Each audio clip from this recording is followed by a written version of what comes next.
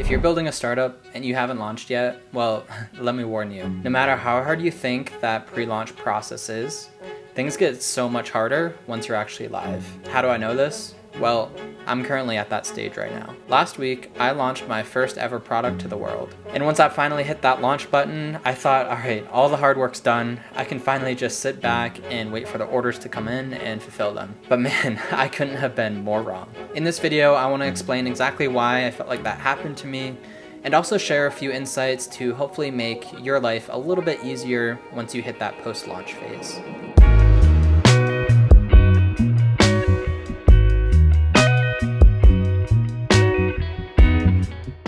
So first up, I want to actually just explain what I was doing leading up to a launch phase. I'd really come to the idea that I launched with from actually working on a completely different business idea. When I was getting ready to essentially start creating an actual landing page for that concept, I kind of paused and I was like, it takes a lot of time to actually get a page set up, especially because I wanted to either have a newsletter sign up, a wait list, or even accept payments in kind of like a pre-sale manner for the concept. I really wanted to validate that people were willing to buy this idea before I built it. And so I'm thinking about all of this work I have to do, and I was like, there has to be a better way. There has to be something that I can do to make it easier. And that sparked this idea of some sort of AI type page builder that would actually take my concept and take some images of sites that I like and create a landing page for me that's hooked up with either my waitlist, payment, or newsletter flow, and I get the code generated for it so I can clone that repo and just get working. That was the idea, and I decided to, instead of just building something right away, I jumped into actually cold calling people I knew, trying to determine, is this problem a big enough pain point for certain people, and would they pay to have that problem solved? And I was actually able to get some validation. I had 3 people buy the concept before I even built anything. So I felt like there was kind of some weight to this problem space and the solution that I was potentially going to offer. So I had some traction, and it was time to start thinking about actually creating an MVP. But I had realized I'm still at this very early stage, and building an MVP isn't necessarily what I should be doing right away. Instead, I was thinking more in terms of what's something that's actually unscalable that I can offer right away instead of trying to build this solution for the idea that I had. And that led me down this path of realizing, the general problem that this is solving is allowing developers or technical people to get a kickstart on a landing page for their idea and have it hooked up with a backend that normally would take a lot of time. So it didn't really matter exactly how that was done. It was just, can I get that end result for people quickly? With that in mind, I was like, well, okay, maybe I don't need to start with AI right away. And instead, I can actually just use myself, because I've created landing pages for dozens of clients prior to this. Maybe I can do that for them and then just share the repo and turn it around in maybe 48 hours so that they get their site really quickly and they don't have to do extra work. And so I was like, oh, okay, this is kind of onto something. I feel like that could be a really good service for people. Just I actually do the work for them, create a landing page, and then if that has traction, eventually I can maybe automate some of the process so that AI slowly takes over and does it for me instead. But this is that final landing page that I actually launched, and I am really excited about it. I just don't know how to get people onto it per se as much, but this is what I put together, and it's really just all about offering technical founders the ability to get code sent straight to their own repository that has a fully fleshed out and built out landing page, including email collection, a waitlist, sign up, or pre-sale options like hooking up Stripe for them. I had my friends check out the idea and actually vet it to make sure, does this seem like legitimate code? They all said it looks great. And this is going over the tech stack that I use for each of these sites. And again, just kind of showcasing what it's all about, some FAQ, a little bit about me. And I've also included some testimonials from my actual freelance clients that I've had in the past. So these are all real people that I've made landing pages for, trying to show a little bit of credibility that I know what I'm doing. all that type of stuff. And these buttons, they're hooked up straight to Stripe so that you can place an order right away. And from that time of order, I then have 48 hours to turn around a landing page for you and get the code sent over. So it's all set up, it works. Now I'm kind of trying to figure out how the heck do I get people from the internet onto this and converted into real sales when they don't necessarily know me. So that's the site. I had spent all my time just crafting this beautiful page in my mind that explained the offer, and press that button to deploy it and actually make it live, available for people with my payment set up so that you could buy and book this service right away. I felt really excited at this point. I was like, okay, I finally did it. I got a product out there and people can find it and buy it. All my hard work is done now, right? Well, come to find out, that was not the case at all. I had shared this internally with just a few friends, and that's actually how I got my very first sale. So I was able to get one sale from this launch, which was awesome. And it was actually a person that I had initially cold called about the concept that paid me up front for it. Now they actually paid for the service. So that was really cool. But I kind of hit a standstill very quickly. There was no traffic really coming to my site. And now I had to kind of take a step back and realize there's a lot more work to just building even a landing page. I had to go find some traffic. And this is something that I was completely new to me. And I realized I have no clue what I'm doing because I'm a software engineer. There's all of this marketing stuff that I'm gonna have to now learn to actually get people into my funnel per se and potentially have some people convert into paying customers.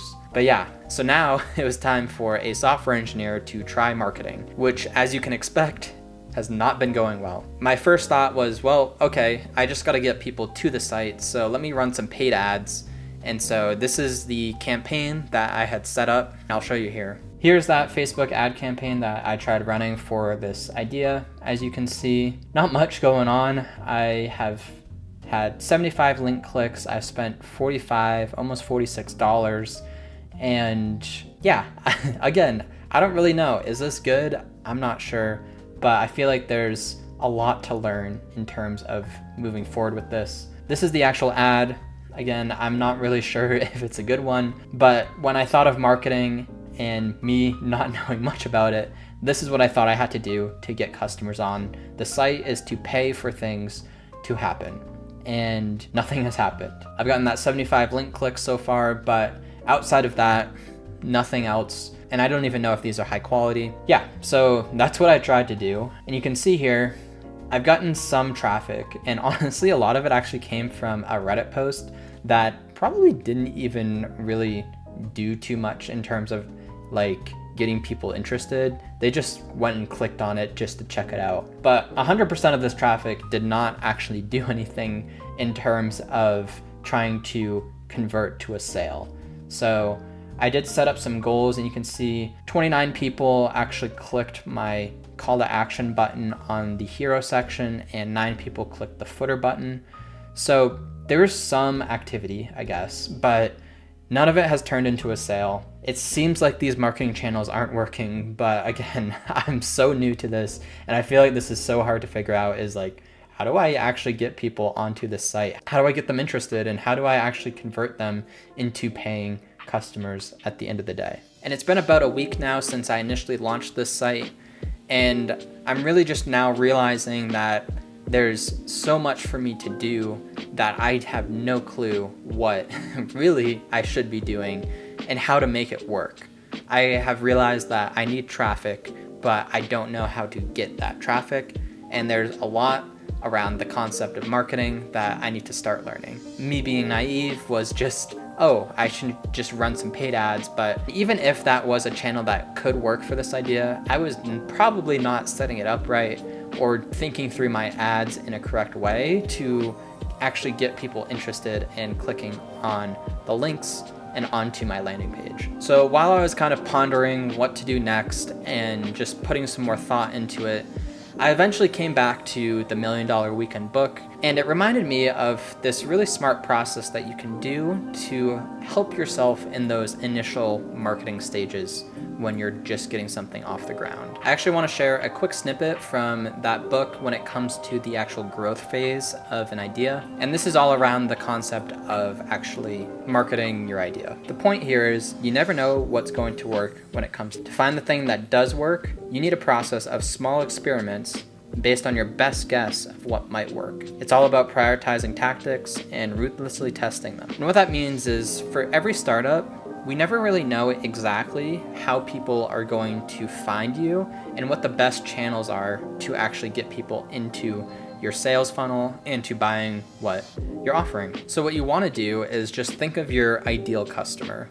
Picture them in your head. You might want to write down like exactly who they are, what types of activities do they do online, and where you can kind of find them. From there, you essentially just want to create a table of all of the different channels that you could reach your target audience from. A few of those channels, for example, from the book would be contacting your network, paid ads, social ads, content marketing, cold outreach, targeting market blogs, influencer marketing, PR, SEO, giveaways. There's a lot of different channels and you don't really know the exact ones that are going to work for you. So it's all about setting up those experiments to try to determine it. And what you do is set up a 30-day experiment where you list out maybe 5 or so marketing channels, and then within 30 days, how many people you think you can actually get for sales from each of those channels. And obviously you can tailor it to what works for you. So if you only have a few hours each week, or maybe you have a lot of time, whatever it might be, you pick how many channels that you think you can actually commit to for 30 days. So for myself, I'll probably only choose 2 because I feel like that's all I have time to commit to. And I'm going to take my best guess for how many people I think I can get from my top 2 channels going forward. With that, what I have to do is really just then dive deeply into each of those channels for 30 days. The reason that Noah Kagan kind of mentions 30 days is because you want to give yourself at least enough time to get kind of comfortable with the tool that you're using before actually giving up without spending too much time that you're kind of just wasting too much of it. So I think that's a much better way to think about your marketing plan when you're just starting out, especially when you're a novice like me, of just picking a few channels, writing down how many people you think you can get to convert from them for 30 days, and then just diving into them deeply for 30 days, learning about them, setting some action items for the different things that you're going to actually learn, and just seeing what happens. And if you get a winner, then you just double down on that and X out all the other channels and just keep going hard on the one that is working. If you get none, then you just move down your list for the other channels that you might want to try, and you might be surprised to find what actually does work for you. Now, if you're a technical solopreneur and you want someone else to do the work to quickly set up a landing page for you, including that newsletter or waitlist or payment integration, then definitely check out the site that I just launched and talked about, leadlaunch.io. And if you place an order, then I will personally be the one to design and code your next startup idea, all within 48 hours, and I'll transfer all the code to you so that you can own 100% of it going forward. If you're curious to see some of the things that I did pre-launch, such as the actual validation stage, and you kind of want to watch me fumble through doing some customer interviews and cold calls, then definitely check out this video where I really just go through and document the process of cold calling and validating an idea over the course of a weekend. Thanks for watching, and I'll see you next time.